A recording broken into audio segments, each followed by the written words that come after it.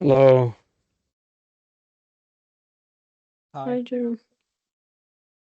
Sorry, I'm a couple minutes late. Okay. Should we get started? Yeah, I'm ready if you want. I can start in a moment. Ali, we don't have your video. Unfortunately, I don't have my webcam on my laptop. If you want, I can connect with other system. I don't know. Depends how much. It's up to you. What if you prefer to show your face?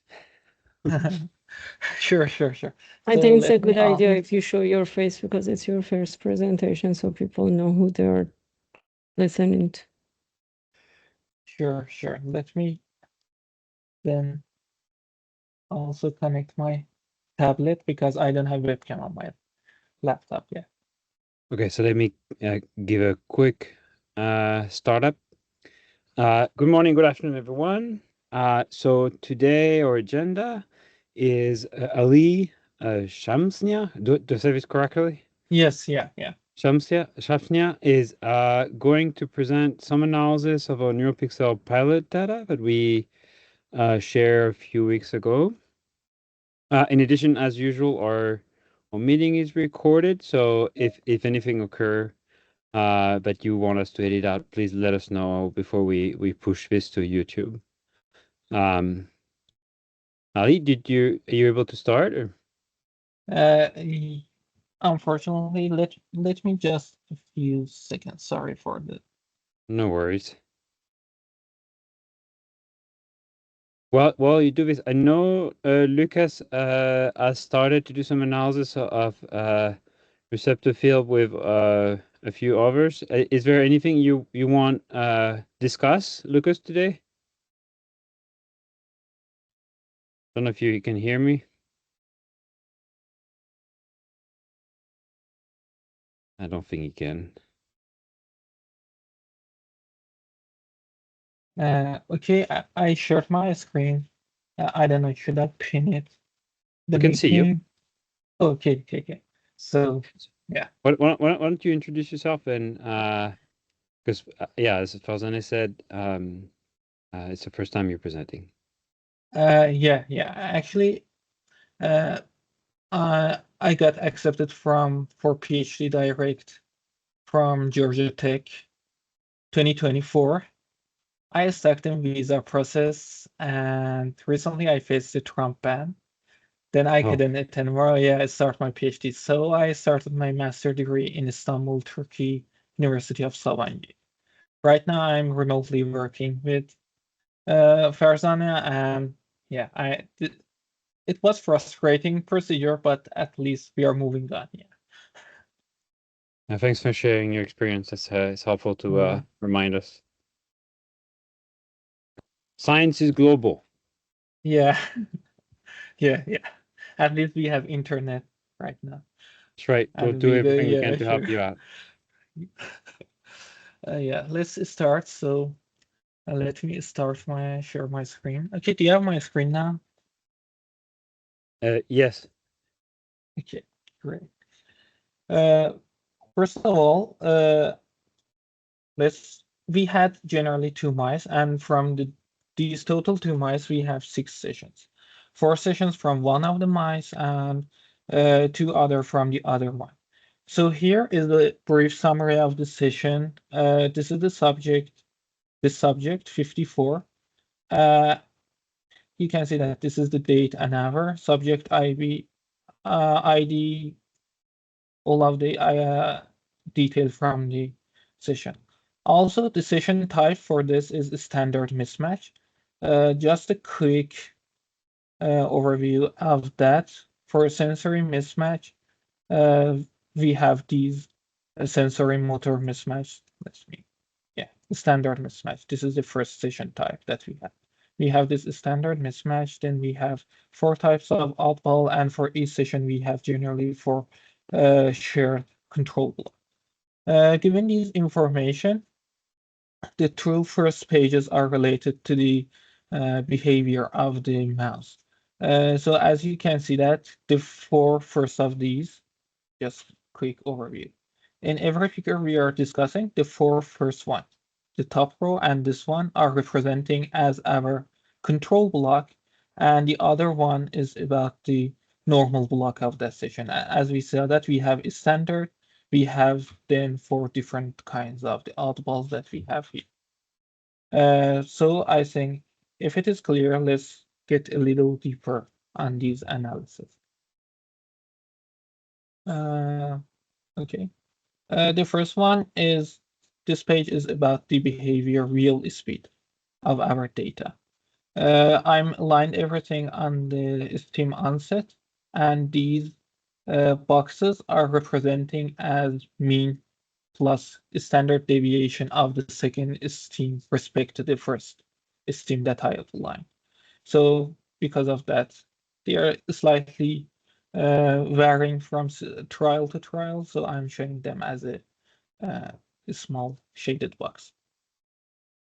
Is it everything clear for now? So you see that the wheel oscillate at the frequency of the stimulus? Is that right? Yes, yeah. That's odd. This is the speed, and this is the second steam. I align this on first system, then this is the second steam. This is for control, the standard control block. Then it is sequential control block.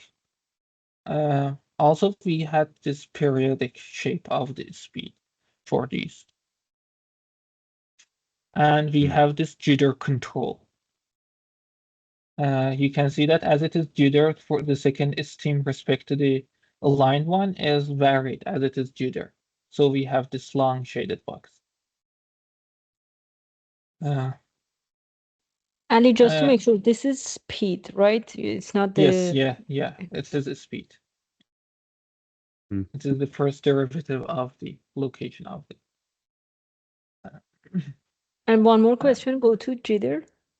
That is jitter, the duration, right? So what is the that 0.6 to 0.8 is the... Yeah, I have the first steam, I mean line on the steam. Then as it is the jitter, the following steam is different varying time. So I'm showing the average point, the middle of this shaded box is the mean of them, and this is the standard deviation around that mean. And Jerome, can I double check with you? So what's the frequency of the outballs in this jitter control? It's every 11 seconds. It should be the same as one every 11 seconds. Okay. Yeah, in principle. But then it's I discussed this with Ali too. It's a bit surprising that in the jitter and standard control, in standard control, the speed goes up after the stimulus is presented. But in the jitter control, it seems like we have a different cycle. Yeah, something is odd. Well, first I know with drifting gratings that we've done this study with Madi Ramadan where we show that with drifting gratings there's an impact on some aspects of the behavior because they react to certain drifting gratings, but I'm surprised by the effect on speed. We should dive deeper into this. It could be an artifactual effect. How's the other mouse, Adi? Does it look the same? Sorry? The other mouse. Other mouse, if I check the same standard mismatch, I think this is sequence mismatch, sensory mismatch. But also the controls are similar across all sessions, so you don't have to just... Is this the same? This is a little different for the other mouse. This is other mouse authorization. I see. How do you do your average? We have it in the given table in IW file for each session. We have a start of time stamp. Actually, it is analyzed. I'm aligning based on the time stamps for each of them, then get average of different behavior or pupil data or local field potentials. That's right. Yeah. So I think I think it warrants that we dive deeper into the speed because this is too strong of a correlation to me. So it could be biology, but yeah. Could I make one or two suggestions? So the first one would be to try median instead of the average to see if it might be because of outliers. And the other one, what Jerome just said, make a scatter plot to see how far that actually correlates. Mhm. Yeah, I think you're right, Alex. It's possible that there are a couple trials where the mouse stopped when the grading start, and then they just shift the average. You're right. Or it would help to just show individual trials as gray and then put the average so we see is it coming from just a few trials that the mouse did very large movements. So yeah, just show all the trials as gray and then show the average or median as a different color. Yeah. If it's that's really good, it means the mouse is definitely looking at the screen. So given this, actually, kind of even the standard block, if we have this control block and during the task we have this in the normal block, also we have this standard trials. And when I align them, also it is doing much better. We can see that even the SCM has become smaller for the wheel speed. So these are the oddballs? No. These are control block. Let me show this. These are from these control block. The first one I'm showing, as we have this share. Then in the standard mismatch, we have some standard trial and alongside the oddballs. So this is the standard trials from the standard block. I mean, the initial block. I see. Yes, initial I block. see. I see. Yeah. I mean, I think Alex is right. It's possible that there are a few trials where the mouse just react and then it impacts the average. Yeah, my concern is with such a high end, the confidence intervals become somewhat meaningless because they would just get smaller no matter what. If you do the median, you can't really use a good measure of variance, but it should just show in a scatter plot. It should become the most obvious if you do trial by trial or presentation by presentation.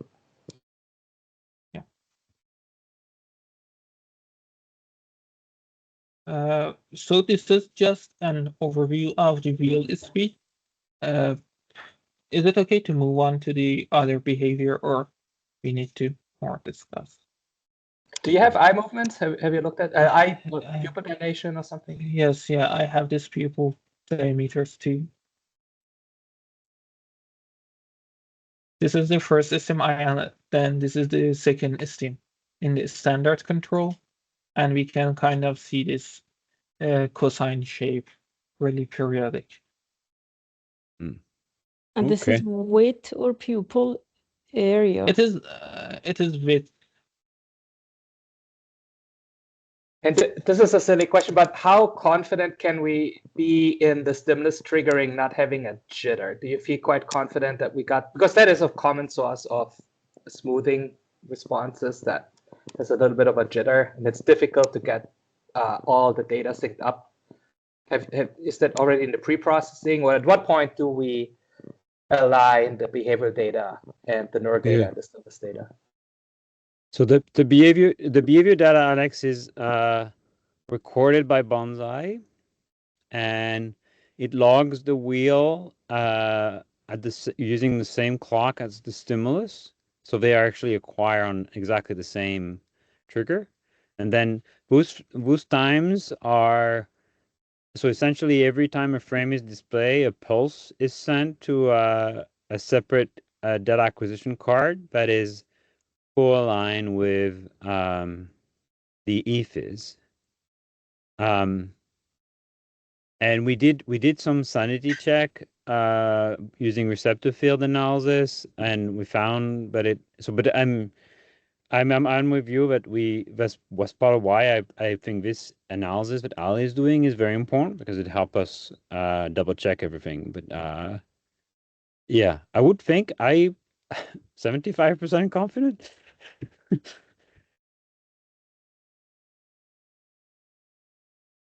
And given these are the pupil diameter traces for different situations.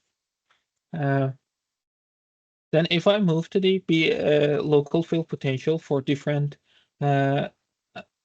electrodes, this is the electrode in ACA. And you can see that for neural recording based on the channel index and the time, and the colors are representing the amplitude of that local field. Yeah, I had a heat map, CMap here. I think I have a note. So Jerome, I wanted to double check something here. So from 0 to 80 or 100, we're going superficial to deep. Uh-huh. And then we are talking about what depth here. I see. So this data was not registered to the CCF quite yet. And I mean, you're reaching the layer 4 at some point. You'll have to leverage the distance between the probes. I think there's we can share a note with Severin's team about when the surface starts. I think we recorded that, and we could help you out. So this will be the entire cortical layers. I mean, if I understand this plot, the lower indices from 0 to 20 are likely above the cortex, and then as you go in, you start to see the layer 1 and deeper layers. The mouse cortex is about a millimeter. It's actually thinner in V1, but that's the order of magnitudes, and so we can just use the known geometry of the probe to figure out the distance. But I think the team is still working on the alignment to the CCF, and at that point we'll have the assignment of each node. So there's some uncertainty, yes. Because things seem to change a lot after channel 40, so I'm curious what's going on there. That's right. Yeah, so you're entering the cortex, probably. Yeah, that looks like outside. So if I can make a suggestion, so typically for LFP plots that are color plots like this, what really helps is to choose some kind of window before the stimulus presentation, and then subtract that channel by channel. So you look at whatever the LFP is at that point, and that's your baseline. And then you do some kind of baseline correction. That should really help because you see some of these motifs that are just constant, and you will subtract that out if you use the baseline. It should help clean up the plot. Now, the other thing, have you done a time frequency analysis with the local field potential? The Fourier transform or spectrum? I didn't do any deeper so at analysis. this point, it's very much first level. He's looking at the LFP magnitude. So it's just time average LFP, evoked potentials, basically. But any suggestions, Alex and everyone, we would love it, because my background is all calcium imaging. Okay. So we would love it. Please feel free to give any recommendations. Yeah, so I have a little bit of experience with LFP. So the main issue is that if you look at the local field potential, the size of the oscillations or fluctuations are very different between the high and the low frequencies. So the high frequency fluctuations are exponentially larger than the fast changes. So if you're taking the entire signal and you're just averaging it, basically what you're looking at is the lowest frequencies because they're really large, and the high frequencies you lose entirely. And so this can then explain, for example, why these signals look so sluggish. So I don't know where the high pass cutoff is of this system, but I'd say it's 0.1 hertz or something like that. They're never 0 hertz because otherwise you get problems doing the data collection. You're then looking at 0.1 hertz, the lowest possible frequency. And so it can really help to either first take the same LFP and then filter it into discrete bands like EEG people do. So you have an alpha band, a beta band, and a gamma band. And then you can do what you do for each of these bands. You still have then one problem, though, which is that if you trigger everything to the onset of the stimulus, obviously the only thing you look at is what always occurs in every trial at the same temporal distance to that stimulus. But if you don't do that in LFP, what you find in EEG2, what you find is there are changes that just jitter in time, and you're averaging them out. And so the way to do it is that you're getting rid of the negative part of the signal. Because if you have a positive bump in one triad and a negative in the other, they cancel. But you're actually interested that something deviates from zero.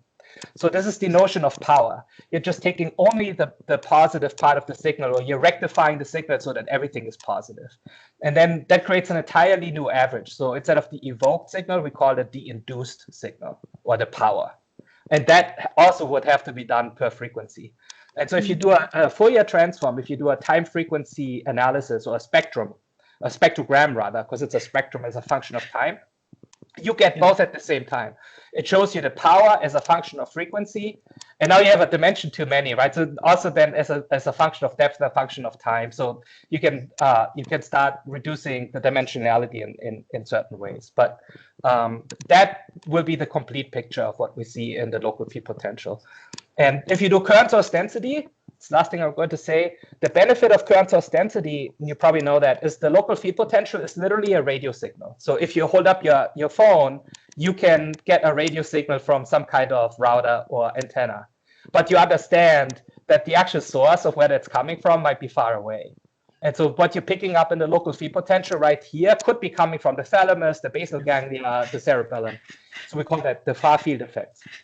And what you do in current source density, you're just subtracting successive channels from each other. So you're taking the derivative, right? You're differentiating, minus, minus, minus, whatever the next channel is. And so what that does is, if there's a signal that all these channels have in common because it's coming far away, you're subtracting that out. And if you look into the equations, if you know Ohm's law, if you think about what current is, it's basically, if you think of voltage as high amount of water here, low amount of water here, and then what the water flows down, depending on how much water you have at what distance, that's the current, right? So if you're differentiating the voltage, if you're subtracting this from this, you're getting the current. So you're taking a signal that might be coming far away, and you're only leaving the actual current flow that is locally happening. And so that's why the current source density eventually is a better signal. You're getting rid of anything that is not from this part of cortex. The one thing, Alex, the derivative in changing voltage to current, that makes sense. But in terms of removing the far signal, how do we get rid of that by doing this, by doing the derivative? It's not like we are subtracting some signal that is coming from the far. So that part is not quite clear to me, how the derivative achieves that. So I'm talking a bit glibly, but one idea would be, let's say the signal is coming from the thalamus, so it's coming from far away. Imagine the sunlight. So you understand the sunlight is coming from really far away. And so how do you know? It's because if you take two neighboring points and you look at their shadow, it's exactly the same. The rays of the sun come almost parallel onto Earth because it's coming from so far away. If you take a flashlight, then you get different shadows because you're getting this angle of the light, right? And so it's the same thing. If the source of the radio signal comes from the thalamus, it should pretty much come in parallel, and all the channels should get it the same. Now, technically speaking, the channels that are closer to the thalamus should have a bigger signal. It should get smaller and smaller as you move away from the thalamus, let's say to the surface. But so you actually, if you do current source density, you're differentiating twice. So you're taking all of the differences, and then another time you do it to get the second derivative. And so what you're doing there is you're eliminating any of these contributions that come in a gradient as well. So that's just a picture. Again, the physics is actually how this works, in that you're taking the voltage differences and you're getting the currents.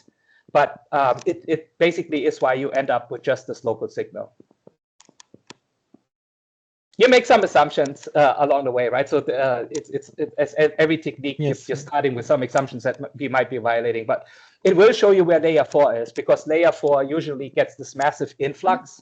And so that is a current sink. It means that the currents leave the extracellular medium. You can think of it as the ions flowing into the neurons. And so that is what you see right there. So I have do you want to discuss more the left band analysis, or?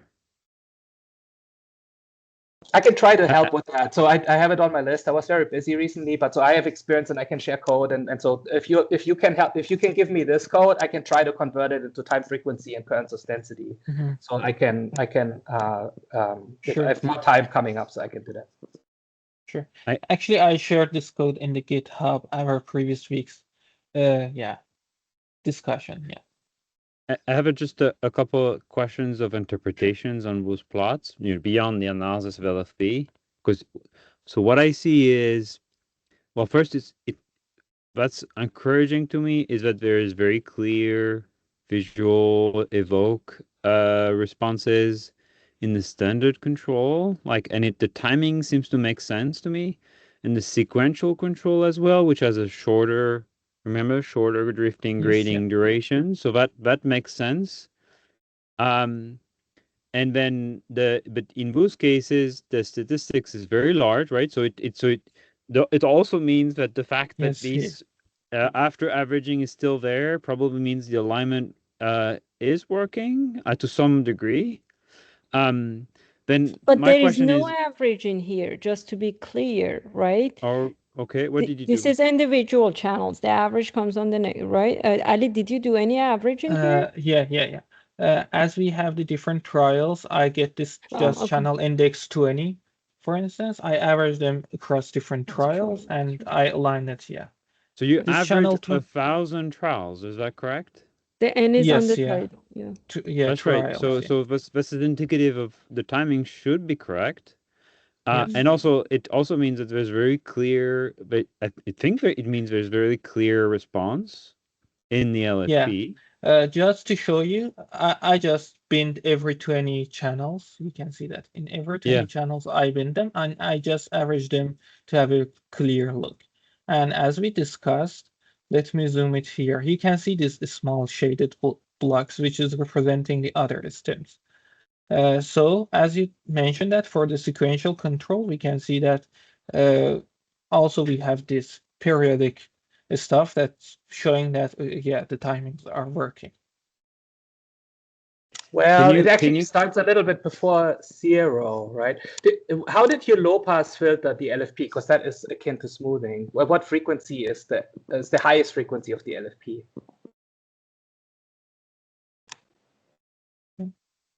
Is it 100 hertz or 500 hertz? I don't recollect.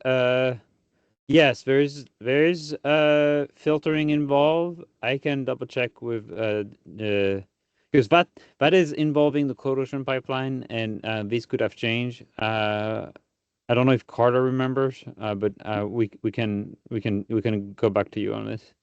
Yeah, it's also very important that that's a bidirectional filter. So if you use a unidirectional filter, that can also cause something like this. So this is worth looking into because it's either the animal expecting something or there's a slight mistriggering by a couple of milliseconds. So the response shouldn't precede the stimulus. So there should be a latency and then a response, right? We can double check that. That's right. And then what's your interpretation of the analysis of the oddball, like with 35 trials? This oddballs. Right. For some of the mouse and some specific session type, for instance, for sequence mismatch, I could see really good results. I mean, good responses there. Even it is channel dependent. I mean, by channel, I mean which local field potential, which probe we are speaking of. For instance, from different probes, we can see there are different dynamics of the neurons for different conditions. Just to show you one of the best one, for instance, for this mouse, which is sequence mismatch. You can see that this is sequence mismatch session. For here, when we have this sequence omission, we have really big response drop of the neural activity, as we don't have for standard ones. This is standard and this is sequence omission. As we also, we can see this in channel 70. I mean, but just deeper. Why do you have 1200 omission? Pardon. Oh, it is one. It seems it seems high to me that there's 1200 trials with an omission. Actually, this is sequence omission, and we have just simple omission. Actually, this is another question I wanted to ask. I just use all of the uniques in the trial types to not miss any trial. So I face this sequence omission unique, which has quite a bit larger number of trials. This is another question. Yeah. Why? Oh, yeah. So the sequence I think is orientation A, B, A, B, C, D, gray, A, B, C, D, gray, A, B, C, D, gray. So the omission is the end of the sequence. So there's a lot of them. So there are different types of, in this particular case, the sequence has a gray period in. So it's for a sequence of grading followed by a gray. So that's a gray screen in between the sequences. I understand. So this is now aligned on that gray screen. But That's again, right. it doesn't match because the standard is 4,800. So we should have the same number. No? No, actually we have A, B, C, D, which is 4. Actually, so we should have right. 4 times. Yeah. Okay. So it's I think that we should double check there, but I think that's why you have so many. They are in the sequence, the oddballs are on the third position of the sequence. And so you should see and there are fewer of them because they're rare. Yeah, 35. Yeah, and so this is the ones that we should look at the response. Which shows more or less also again a decrease. The yellow channel. Yeah, it's smaller, but so we should How did do you have like what's the STD here? Is the what's the error bar? Is the STD or the error bars are SEM. Standard SEM? Yeah, I see. not SEM. And because of that, when we have larger numbers, so in Jerome, the orientation 90. Yeah. So just to understand, because there again, after the third line, we see that decrease in the yellow. So orientation 90 is now aligned on the, what is this aligned on? This is aligned on the the first stimulus of the sequence, and that third one is the 90-degree mismatch. Right. So I don't remember exactly the sequence of orientation, but it's something like 45, 90 degrees, 45 gray, 45, 90 degrees, 45 gray. So it repeats all over and again.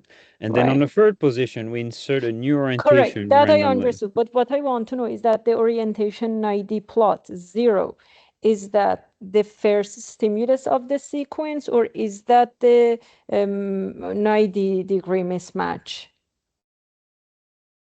That should be the oddball. Yeah, that should be the cases where the drifting grading was swapped with a new orientation.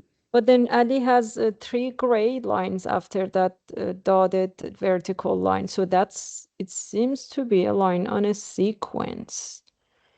3 gray lines. What are the gray lines? Gray. Ali, if you zoom. Let me show. People, do you see the grays? Well, it's part of the sequence, right? Because we're just swapping one of the drifting grading in the sequence. Then that's what I'm saying. Then that the third one at about 0.50 something is the onset of the mismatch, not 0. So the mismatch happens at 500 something. If you move your cursor to the third, right? So this is my question exactly. That this vertical one. Just the vertical line, Ali, if you could point to that.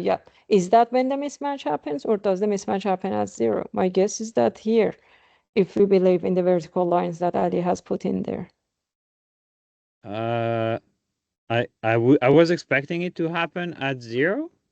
And I wonder if that decrease here is the omission in the sequence.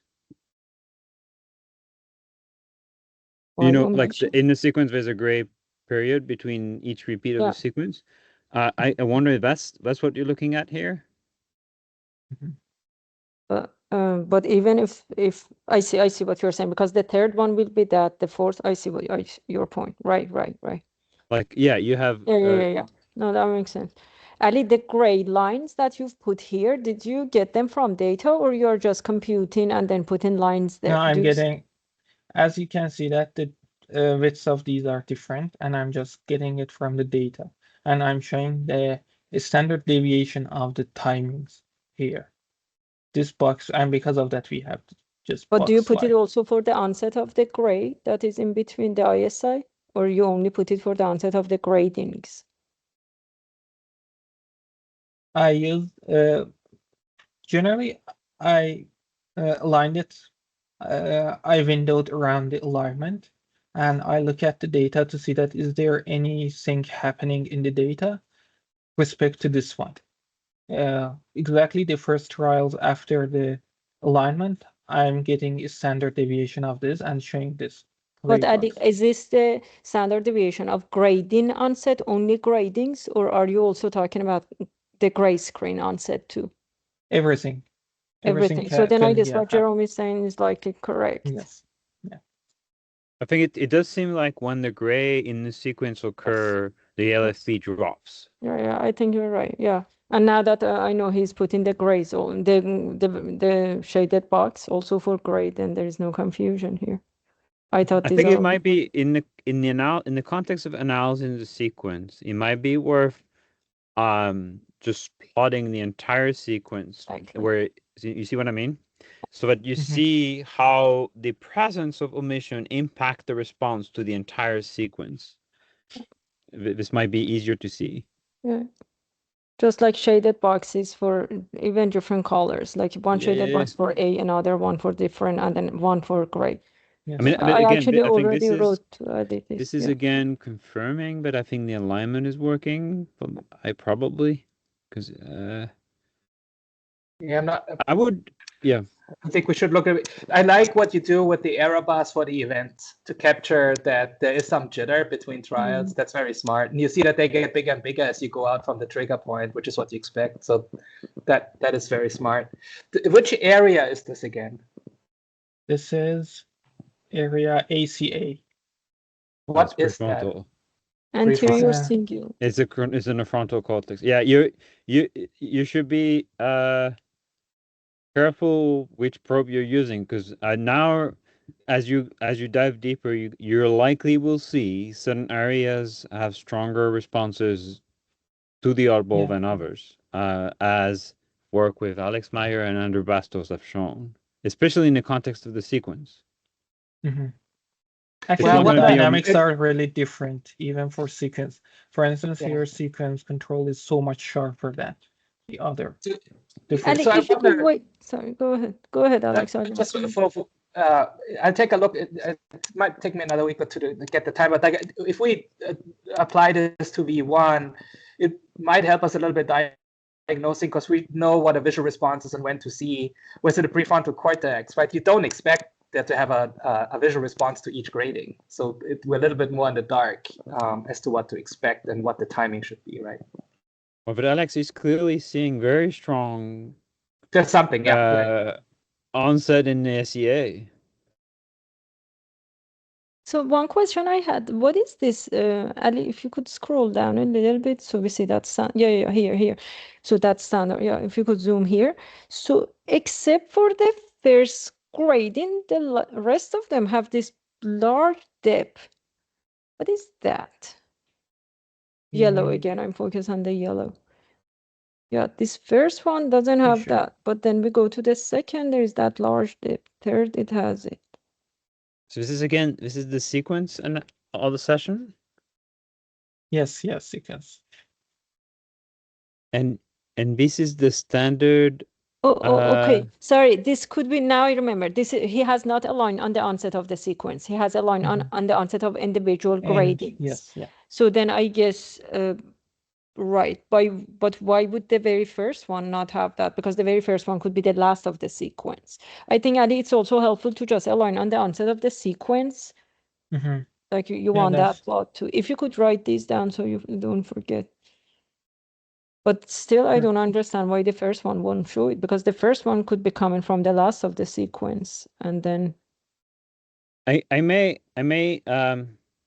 could be wrong, but I now that you're diving deep into this, I don't know. I don't remember exactly the distribution of session you have, but the standard oddball sessions might show the strongest response of all.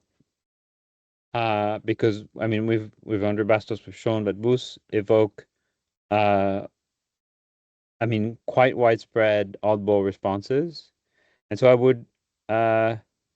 would confirm that the sequence could he has it. He can just open it now. Can you open your oddball? Yeah. Which session type you want me Audible. to?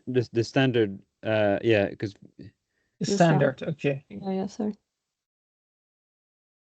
This is standard mismatch. okay. And can you show us the oddball statistics? Oddball. You mean omission ones? Omission, 75. alt, and Yeah. orientation. And this is which probe? This is ACA again, probe A, Okay. which is from ACA. So this is the general lookup. Do you have one in V1? Yeah, the next one Pardon? is Viz8. Yeah, go Yes, down. yeah. And then you Viz8. have, I guess we have Viz P2, right? Visp, Yes. yeah, Visp. Go down here. This Yeah. speed, this is the speed. Oh, that The halt is, and the orientation changes are doing. alt. This is an off response? Yeah, After. that sounds like an off response. Jitter, standard control. But this is LFP, so I'm less experienced with LFP on this context. Because right, Alex, I think you have to select certain frequencies to see those oddball response. I recollect from Ellie, right? Yeah. So overall, I'm excited that actually now the triggering here is kind of what I expect. So yeah, I want to dive deeper. This looks actually really interesting. This looks great. Like I would have expected some of it to look like this in V1. So that looks good. Which one? So you mean the downward and the upward? What is making you excited here? Well, overall, it looks like the if I just look at the orientation, for example, like the onset of the response, the fact that you get this more complex patterns, a lot of that looks very promising. Like I can, in my mind, kind of see that. For example, you would need some positivity, negativity to get these CSD responses that we expect. So this looks very, You mean very across promising. channels, that some go Yeah. down, some go up. I see. Exactly. Yeah. Okay. And I'm assuming that you didn't analyze the units. Is that right? Or By units, can you? I'm not really. well, we did spike sorting on this data, and okay. No, I didn't. Yeah, I didn't. I see. Make That's fine. I'm alignments just asking. Yeah. Because You're there would probably be, yeah. You're probably more familiar with analog data, right? Or pseudo analog data like this time series analysis, and the spikes are discrete. Yes. Yeah. So the trick is that we can transform the spiking data into data like this. Yeah. Yeah. So you convolve the data with spike density functions, and then you get something just like that. Yeah. Or another common practice is that right now we're taking this broadband signal and we're only looking at the lowest frequencies, right? Below 100 hertz or so. But you can do the same, and you can just look at around 1 kilohertz. And so if you look at what a spike is like, it should give you power in 1 kilohertz. It's about 1 millisecond long. And so if you take the power at about 1 kilohertz, then you get also an analog signal like that. If you take the power of that, that is basically a proxy of spiking. So that would be the multi-unit, MUA is a lot of what people call it. And then you can directly compare that with what is right here. Yes. Just another question for filtering and stuff that you've suggested. Which kind of filters you mostly? We have this. Which is the best for the neural data? These kind of filters. So generally speaking, you want to have as low order as possible to introduce as little artifacts as possible, and then bidirectional. So you go both ways in order to make sure you do not get a phase shift introduced by the filter. And so it's a difficult topic because the hardware also filters. So we should at some point maybe look at what is the hardware doing, then what do we do in the pre-processing, and what we do eventually. But that's why this is great. It already looks pretty good. So a lot of here just gets me excited to look at that. Alex, would it be worth asking Ellie to also with you help Ali? And Jerome, one thing also I was thinking was that Simone has a lot of experience with EFIS. So as we're going through this, I was thinking that also I can get help from. Yeah. Well, Ellie, with Andrew Bastos and Alex, they just recently pushed a paper on LFP analysis, and so I'm sure he would be happy to share some insight about what was important, as well as what I think some of his things are the same that Alex mentioned, but just to bring as many people as possible. And Yeah, I the guess- last thing. So Go the ahead, last please. thing I'm going to say is what we also should try to do, and this might be happening here already, is keep track of the units. So in spikiness, that's important. But in LFP, you want to know, is this microvolts? Is this, because different systems record it differently. And so sometimes when you keep track of the units, for example, if you look here at replay control, you see all of these ripples, right? Like that must be the system. There's some kind of weird sampling frequency here or something. And if you keep track of the units, then you see, oh yeah, I'm way below the noise threshold, right? So by keeping track of absolute units, we can gain further certainty that what we look at is what we expect it to be. Yeah, let's discuss the replay control a little bit. So replay control, as you might remember, is we recorded on the mouse the behavior of the wheel, and this is fed back into the session to control the movements of the degradings in an uncoupled way to the mouse. So it's just an electrode. Jerome, here, one thing was unclear to us. So when you say we replay this, so all mice receive the same replay? That's right. So this is just recorded at some point somewhere in the task, and then that's the same thing, right? So all my mice get the same replay now, right? Okay. The same replay on the screen, and it's not. It doesn't have a specific repeat patterns, because it's driven by that mouse on that day. Yes. And so it's a bit odd to see these repeat patterns here, and so it could be the sampling. Actually, when is this an electrode inside a mouse, or is this just an electrode? The replay control, is that actually the physiology, or is this a control where you're just recording a signal without an animal? No, there is an animal.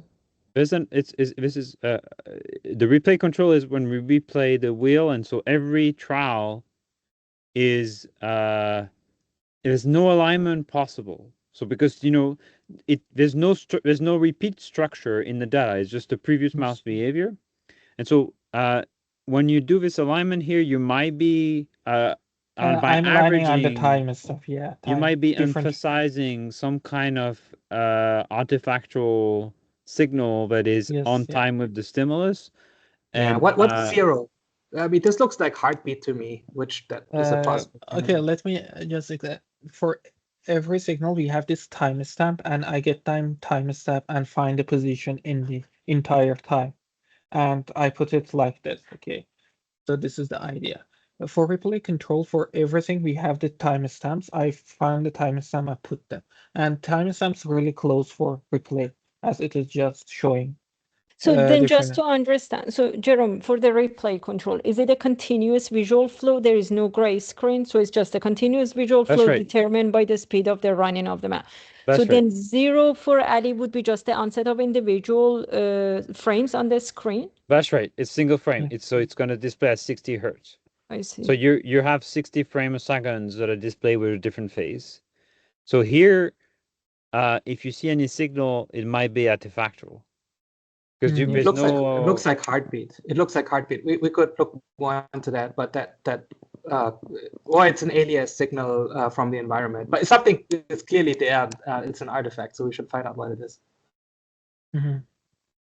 So we are in motor cortex. This is MOP. I would be curious to see how the sensory motor session looks for these motor areas. Okay. Let's go to some sensory motor. This is sequence mismatch, duration mismatch, sensory motor, MOP. SP is MOP. Sensory motor. So there's a lot of response to the visual stimulus itself that we clearly see it in the sequential control.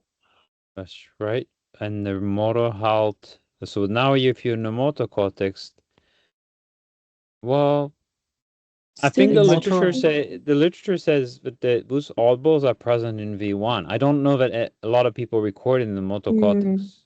I see. Actually, we have 'cause a clear response for motor orientation, 90-degree. you do. Well, this is not. So this is a case where now the mouse control the flow on the screen, right?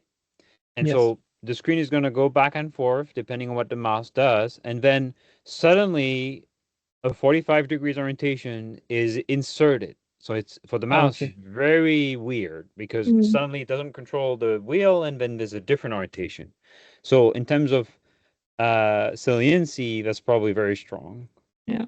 Yes. So that's why you Actually, see this is more superficial part. And how about the visual areas? Do we see them also, this orientation, motor orientation? This is visual LM. We have mostly drop, and it is in the deeper areas. Yellow is deeper. Hmm. This is deeper. So that's a really strong oddball response. Yeah. And here for motor orientation, for superficial area, we have larger response. Peak, I mean, by larger. Yeah, so positive and negative is kind of meaningless. It's important to realize. So because basically these are voltages, right? And so depending on where the ions flow, you might response. Another way to put that is that you can arbitrarily define what's positive or negative depending on where you put your reference. Yeah, exactly. So that's why it's helpful if we convert it into power or current. Power, for example, more if it goes up, then it's more power, right? So that's helpful. Or if we convert it to current source density, if you look at the negative part of that signal, that's what we think is net depolarization. Yes. So then you can also say there's more net depolarization. But in the local field potentials, positive or negative is just the same. Yeah. Just to double check, but during these ones we have the same ground truth. I mean, same ground, and we are calculating the voltage different to the same ground. So here, if we compare two things with each other, this means that they have different response because the ground truth is the same. We are just negative with that. So here we can see this difference, and this difference is real. So if some channels go positive and some negative, then that's exactly because the current, the actual signal that's causing it, is in the middle. And so if you're going away, then if you go in one direction, it should go positive voltage, and in the other negative voltage, because any current flow is a dipole with a plus on one side and a minus on the other. So that's why the only thing that's important is that you see a deflection in either direction. But which direction it is arbitrary because it depends on which way you put the magnet, right? Positive up or negative up. Would it make more sense for Ali to start focusing on the spiking data, or you think it's helpful to get the LFP more analyzed? I would be more interested in the spiking data myself, but yeah, I mean, you're going beyond the. So let's step back a little bit. Because we did this experiments to confirm that our experimental design is good, because we have a little window of opportunity to change some parameters before January, and so I want to be mindful of that. So if there are things you want us to change based on this analysis, now is the time to do it. And so I would be careful to focus on because there are some analyses that that will take a whole year to do, and some analysis that could help. So one related to this. So any alignment that we do on the replay control is very hard because the onset is just happening once. And I'm thinking as I'm talking. So to have it in like trials, basically a visual flow, great. Visual flow, great. So something that helps better with, like, we get some more observations here. Otherwise, I don't know how exactly we're going to analyze the replay control data with just one answer. In the replay controls, they are oddballs. The purpose of the replay control is to provide oddballs that are not coupled to the mouse movement so that you can compare. So then Ali should be aligning not just on these control blocks, but also on the oddballs of the control blocks. So that alignment is then missing here. So you would need 4 more alignments, if I understood this correctly, because each of the control blocks has its own oddball. And so not only he aligns on the oddballs that happen during the initial block, but he has to also align on the oddballs that happen during control blocks. You have to compare. The proper analysis is to compare the response to the oddball during the standard block to the same during stimulus control, yeah. in the shuffle context. Yes. To make sure that the response is actually Yes. different. Yes, but anyway, if he wants to visualize everything, he should add those for the oddballs of the control blocks as well. But I would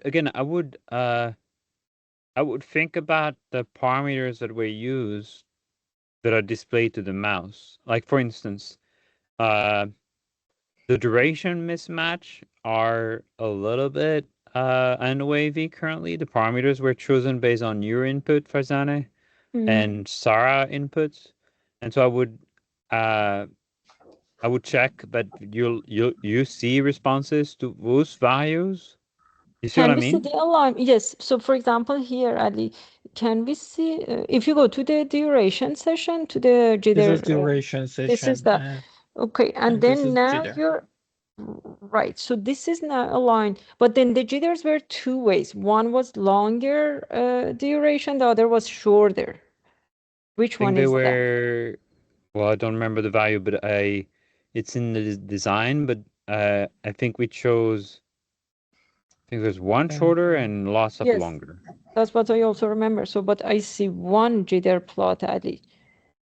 Why Right. do So you- you may want to analyze the different durations Yep. jitter to Separately. compare and make sure that you see our response. But then for that, it's also important to show the duration of the stimulus and then put a vertical red line or something at the expected offset, right? The For expected instance. offset is like that 375 something, I guess. So we know, I wrote you also on Slack, Ali, we need to have an idea of how long these stimuli are. So I would say question. In the data, I didn't see any sign of jitter showing short and long. I can do it by timestamps. I mean, start and start of the other one. I can look at the start of jitter and look at the other trial and compute the. Well, that would be a time helpful thing, Jerome, I suppose, to add to the data. But yes, he can do just compute the stimulus duration and himself divide the jitters into short and long. But that would be a good thing to add to the data. That I think my intuition is that we want to check that there are oddball responses to the sensory motor mismatch and to the duration type, because the other types we've done it before, like the standard and the sequential. We've done it with Alex Meyer and Andrew Bastos, but the sequential mismatch and the duration mismatch are new. And so I would perhaps focus on those to make sure that we're doing this right. sounds good. But did you? I don't know if so. The point was that the data does not at this point separate between short and long jitters. And I'm saying that I don't know if you're looking for any input on the data structure, but that could be something that can just make the analysis easier. It's not a big deal. Like, so I'm just saying If that you that could can you ask this on the forum? We can Sure. clarify. I think it should be tracked. If it's not tracked, we'll figure it out. at least saying he couldn't find it tracked because he apparently has done just an NumPy unique across the different trial types, and that's all that we are seeing. Okay, I'll dive deep. Okay, ask the question on the forum, and then I'll dive deeper. And related to that, one more. If what Ali is saying, which is he's doing just an NumPy unique here, and this is all the trial types, how would he identify then the oddballs in the control blocks? Should they not have their own trial type? No, because they're indistinguishable from the others. They're the same types. Not necessarily. If it is a controlled jitter, then some of those stimuli will have different durations. So it is distinguishable. Sometimes it's not. Yes, for the randomized control, it's not. I agree. But for the In jitter the STEAM table, they are not identified as oddballs. Is that what you ask? yes. That's right. But they're all the parameters should be provided, so he can just extract it. Yeah. but you should be able to. I think that the design of the STEAM table could be changed, but it was set so that you have the information. If you don't But have would it, he, for example, be able to find the halts in the control sequential control or standard? He would be able to identify it should those. be there. It should be there. Yeah, I think so. Double Maybe check Ali that. then take a look, and if it is not, that's something. If it's missing from the data, it's possible that there's a mistake in the experimental design. And just another thing I wanted to mention, for one session, I found that there is one probe less than the other one. Is it normal or just? Can you repeat? One probe? We have one probe less than the other sessions. 1 neuropixels probably. Yeah, for instance, you can see that for this session, we have 13 page, and for other analysis, we have 15. Everything. I think there was one session where one of the probe was missing. Did you ask this question on the forum? I can route it to I can ask it. Okay. Yeah, please. E. Yeah, we don't have probe E here. A, B, C. Can I ask another quick question to Ali? Yes, sure. So this is related to what Jerome has been saying. So I try to free up some time. So one thing, instead of spikes, what we can do is we can band limit the data to gamma and look at the power. Yes. And those two signals are so highly correlated that if we see good gamma responses and gamma oddballs, we can kind of trust that there will be the spikes as well. It's not always the case, but they're highly correlated. I would strongly agree with Alex that especially for some of these more subtle oddball responses, the average LFP is not going to pick it up because they're not super time locked. You need to analyze this in the time frequency domain. Yeah, exactly. Yeah, for the subtle ones, it's not surprising me that the sequential control, all these other ones, they're going to have a super sharp LFP because they're so time locked. But like the more complex oddball responses are not going to be clear in the raw, not in the LFP average response. Yeah, sure. And if you ever average over mice, you will have the polarity problem that Alex brought up too. But anyway, sorry, that's my very small 2 cents. Yeah, and it should be just 2 lines of code, right? So basically, we just make a bandpass filter. We filter the data to some gamma range, and then we rectify the data, and then we can use the rest of the code. So I'm asking, I found your Jupyter notebook. Is that what I should be using to build on your code? Yeah. Okay. So if you do updates, maybe you can post new Jupyter notebooks. I will transfer them to Collab and then provide the Collab link, and then other people can copy that and work off that as well. But that's great. If we're all using Jupyter notebooks, then it should be easy to build on code. Yeah, actually, I added so much note explanation for the initial notebook. I also, what I've experienced with the data I shared, there was some problem with the analysis of the behavior, which was not working for the new session. I also changed them to work with all of the sessions. Is that the one that you posted, or should I wait until you post a new notebook? Today, actually, I make a little differences to show these boxes. I would share it right now after the meeting. Okay, we are 10:06. Want to be mindful of the time. Is there any urgent questions you have, Ali, that we should answer? No, thank you so much for your time. I would ask them other ones on the GitHub. That's right. Well, first, I want to thank you for doing all of this work. Great job. It's amazing that we are there just a few weeks after collecting the data, so it's fantastic. Thank you so much. I'm working with Lucas. I don't know if he can speak, but we are sort of trying to organize the analysis of the zebra and zebra aspects of the experiment. I think they probably Lucas told me they share an update either in the following weeks. I'm not entirely sure when that happens, but I just wanted to sort of share. Lucas, do you want to speak or? Yeah, I can. So we'll try until next week. Okay. And the basics we will get for sure, and then we have to see in what depth we want to have the receptive field comparison. Okay. But we should have something, yeah. Okay, fantastic. So if you need anything, please post on the forum and I'll do my best to answer any questions. Remember that the movie is on GitHub, so you'll have to download it to do any analysis. We have the MP4 or. That's right. That's right. Because you have to refer the frame. And Alex made those movies. So for the Micron project, and I think Zebra, it was a collaboration. Yeah. So if you need anything, we can probably answer about the stimulus design to you. Okay, perfect. Yeah. Is there anything we have to watch out for with the alignment of the movie or something? I think the Steam table should contain every frame of the movie as a timestamp in the Steam table, so you should be fine. Mm-hmm. But I want to confirm. But it's all good.